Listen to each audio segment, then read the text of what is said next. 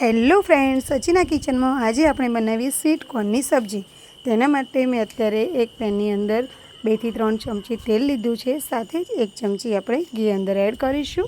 તે ગરમ થાય ત્યારે તેની અંદર જીરું ઉમેરીશું। સાથે જ તમાલપત્ર, 2 લવિંગ અને તજનો ટુકડો ઉમેરી લઈશું। આ ખડા મસાલા અંદર એડ કર્યા બાદ તેની અંદર હવે આદુ, મરચાં અને લસણની પેસ્ટ મેં પહેલાંથી જ બનાવીને રેડી રાખેલી હતી, તે અંદર નાખી અને બરાબર સાંતળી લઈશું। આ તેલની અંદર સરસ સંતળાઈ જાય ત્યારબાદ ઝીણી સમારેલી ડુંગળી છે તેને પણ તેની સાથે સાંતળી લેવાની છે।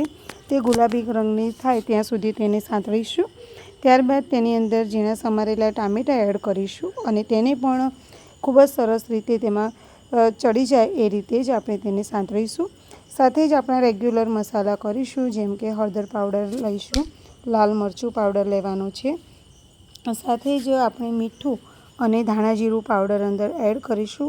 આ મસાલા આપણે આપણા સ્વાદ અનુસાર વધારે કે ઓછા લઈ શકીએ છીએ।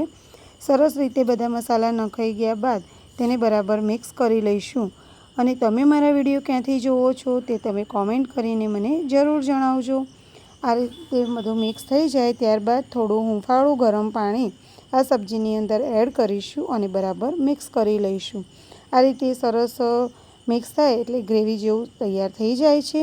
ત્યારબાદ તેની અંદર આપણે ઘરનું બનાવેલું જ મોળું દહીં છે તે અંદર એડ કરવાનું છે, તેથી તેનો ટેસ્ટ ખૂબ જ સરસ આવે છે। પણ ધ્યાન એ રાખવાનું છે કે દહીં મોળું જ હોવું જોઈએ, બિલકુલ પણ ખાટું હોવું જોઈએ નહીં, નહીંતર આપણી સબ્જી છે તે ખટાશ પકડશે અને ટેસ્ટ સારો આવશે નહીં।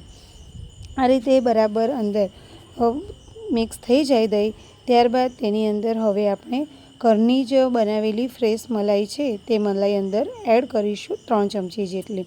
અને આ મલાઈ નાખવાથી જે ટેસ્ટ છે શાકનો તે એકદમ સરસ આવે છે અને ક્રીમીનેસ પણ શાકમાં આવે છે અને જે આપણે બહાર હોટલોમાં ખાઈએ છીએ એ જ રીતે તેનો ટેસ્ટ ખૂબ જ સારો લાગે છે। જેથી તમે પણ જો આ રીતે સબ્જી બનાવો તો મલાઈ નાખવાનું બિલકુલ પણ ના ભૂલતા, કે જેથી કરીને તમારી સબ્જી પરફેક્ટ જ બને। તેને 2 થી 3 મિનિટ માટે આપણે ઢાંકી દઈશું અને ત્યારબાદ તમે જોઈ શકો છો કે તેની ઉપર ખૂબ જ સરસ રીતે કલર પણ દેખાઈ રહ્યા છે અને તેનું તેલ પણ ખૂબ જ સરસ રીતે ઉપર આવી ગયું છે। તેને હવે બરાબર મિક્સ કરી લઈશું અને તમે જોઈ શકો કે કેટલો સરસ એવો એનો દેખાવ લાગી રહ્યો છે। સાથે જ હવે મેં પહેલાંથી જ મકાઈના દાણાને કાઢી અને બાફી રાખ્યા હતા તે અંદર એડ કરી લઈશું। તમે આ રીતે મકાઈમાંથી કઈ રેસીપી બનાવો છો તે પણ મને કોમેન્ટમાં જરૂર જણાવો, જેથી કરીને મને આવા અવનવા વિડીયો બનાવવાની પ્રેરણા મળતી રહે। સાથે જ આ તમે જોઈ શકો છો કે સ્વીટ કોર્નની અંદર બધા જ મસાલા સરસ રીતે ભળી ગયા છે। ત્યારબાદ તેની અંદર 1 ચમચી જેટલો આપણે ગરમ મસાલો એડ કરીશું, જેથી તેનો ટેસ્ટ ખૂબ જ સારો આવે છે। અને તેની સાથે જ આપણે કસૂરી મેથી અંદર એડ કરી રહ્યા છીએ। કસૂરી મેથી નાખવાથી જેનો ટેસ્ટમાં ખૂબ જ સરસ એવો વધારો થઈ જાય છે અને આપણે હોટલોમાં જેવી સબ્જી હોય છે તેવી સરસ ક્રીમી અને ટેસ્ટી આપણી સબ્જી બનીને તૈયાર થઈ જશે। આ રીતે સરસ મિક્સ કરી લઈશું અને ત્યારબાદ ફરીથી એની અંદર આપણે થોડું હૂંફાળું ગરમ પાણી અંદર એડ કરીશું, કે જેથી કરીને જે મકાઈની અંદર બધી જ મસાલાનો ટેસ્ટ અંદર આવી જાય અને આપણે જે સબ્જી છે એ ખૂબ જ સરસ એવી દેખાવની સાથે સ્વાદમાં પણ એટલી સરસ બને।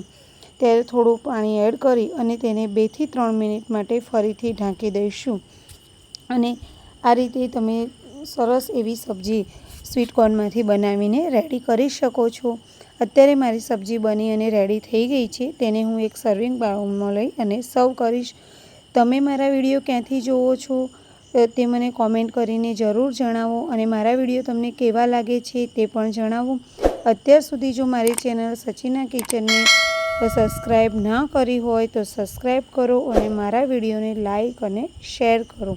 સાથે જ મેં થોડું ચીઝ નાખી અને ઉપરથી તેને ગાર્નિશ કર્યું છે અને કોથમીર ઉપરથી નાખીશું, કે જેથી કરીને તે ખૂબ જ સરસ એવું કલરફુલ લાગે એટલે બાળકોને પણ સામેથી જ લઈ અને ખાવાની ઈચ્છા થઈ જાય। અત્યારે મારી આ સ્વીટ કોર્નની સબ્જી રેડી થઈ ગઈ છે ખાવા માટે. એન્જોય. Bye bye friends.